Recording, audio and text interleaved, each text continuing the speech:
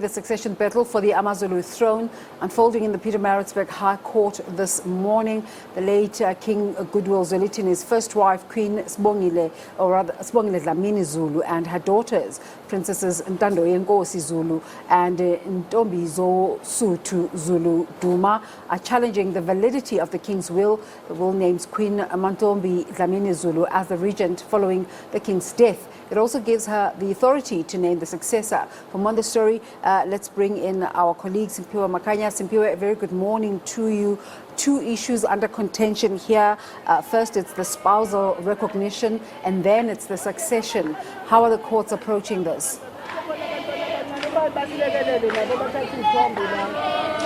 Indeed, Desiree, but before perhaps we get into what we can expect in terms of the court proceedings inside today, let me just ask my colleague Ndabezinhle Khumalo to give you a sense of what is currently happening outside the Pietermaritzburg High Court.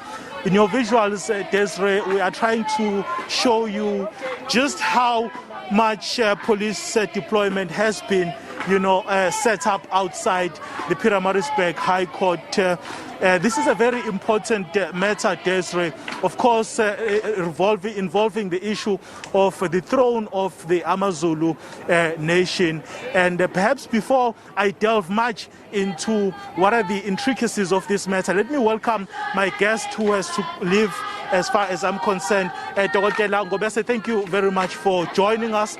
Just in terms of your role as a cultural expert here, your presence, what is it that you are here to perhaps say and to do? Yes. We are here to support our king. King Mrs. Zulu,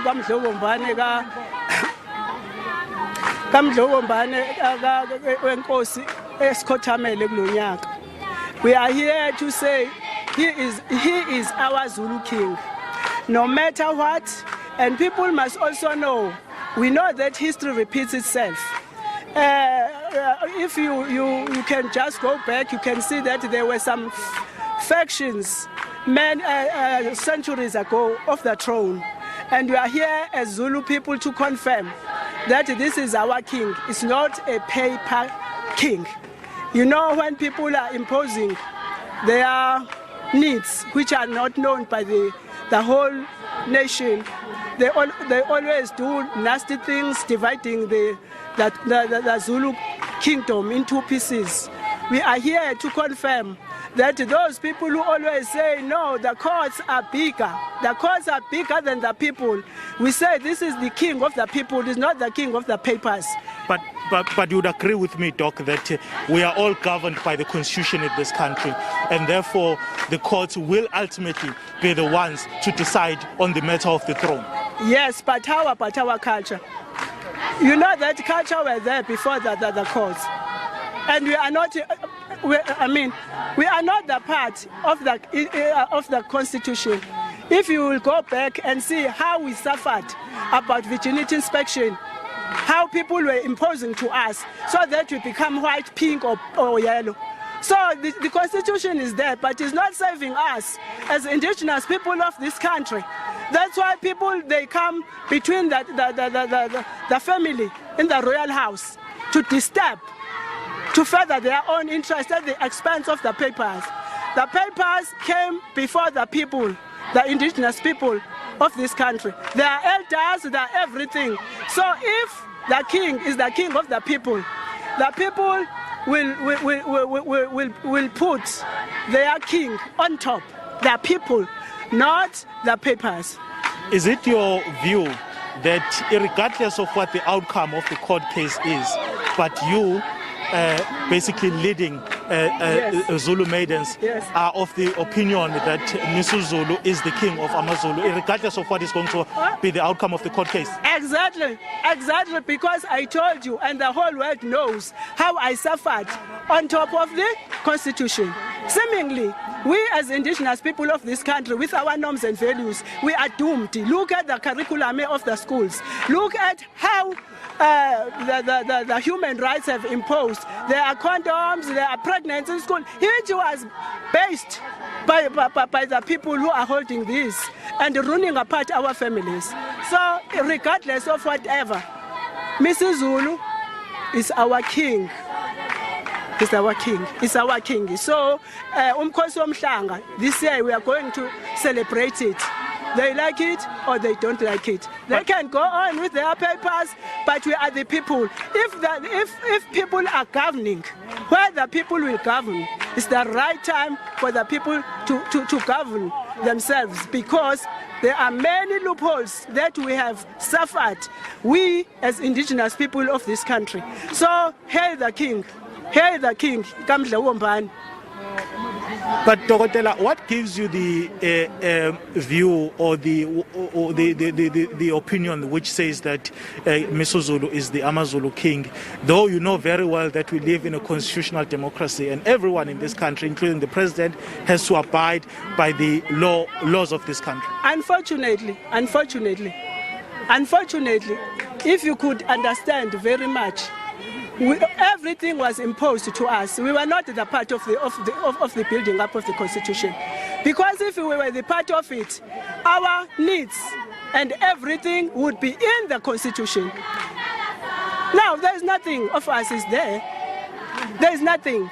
When we talk about pregnancy, we have played a crucial role in minimizing pregnancy in teenagers. But they impose pregnancy at school, they put condoms in school. The parents are not having any say. Is that democracy? Is that the Constitution? So we have suffered enough in South Africa. We as indigenous people of the country, I've become a victim myself. I see you've brought your maidens, and I heard you earlier on saying that you will be accompanying Amabutho as they are making their way here outside court. The traditional Prime Minister of AmaZulu Nation, Prince Mangosuthu Buthelezi, earlier on issued a statement saying that the nation must avoid coming to court for, the issue of COVID-19, encouraging people to respect the regulations. It seems as though you are not heeding that call. Yes, of course, it was said like that. But the love of the king, who will honor the king? The mask. The masks are there. We told them to bring the mask. We told them mine is just here. And the water, we said they must bring all those things. But our voices must be heard. The stones are not talking. People must talk. So we are not saying that we are not respecting him, but the love of our king. If we are not here, people will not see that there are supporters of this isolated king in his Zulu kingdom. Isolated by who? Isolated by many things. There are many things that our king is not giving. By who though? By who? By the people who are supposed to do that. Who are those people? Oh, no, I cannot mention their name. They know themselves. Nothing they have given to the king, except that this has been manipulated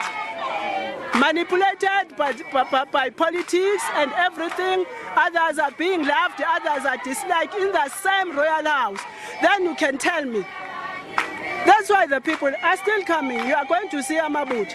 You are going to see the people. We are not ashamed, because there was bloodshed here centuries ago. People fighting for their freedom of their land.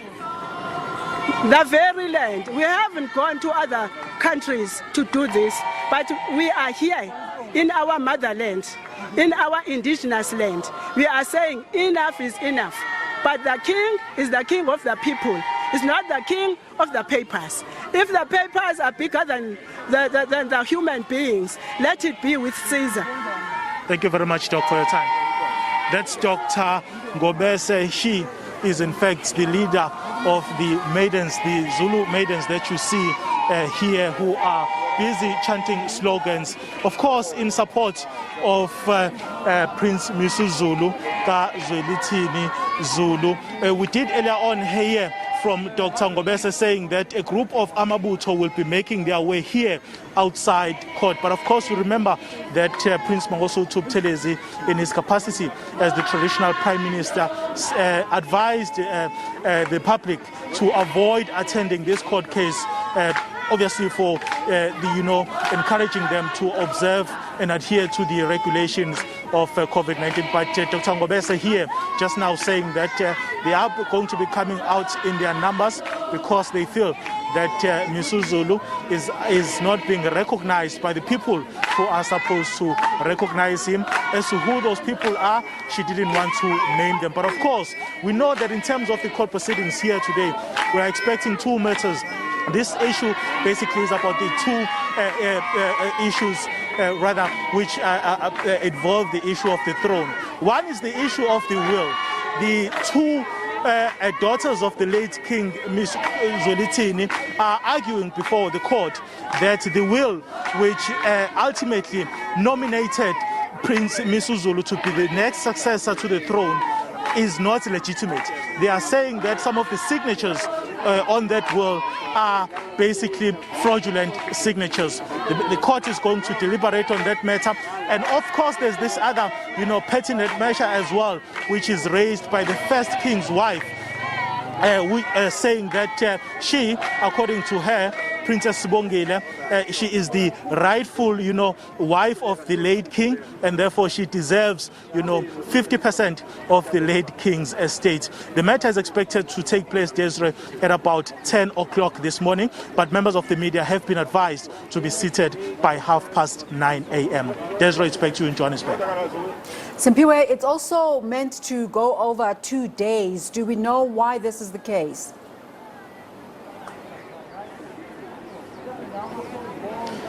Obviously, because of the complex matter of these proceedings, Desiree, the expectation is that, it will take quite some time for both these sides to make their submissions before the judge. And I suppose that that is the main reason why it has been, set down for 2 days, to be precise, Desiree.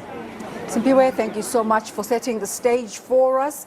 Are we allowed in court? Are we going to be seeing the proceedings live?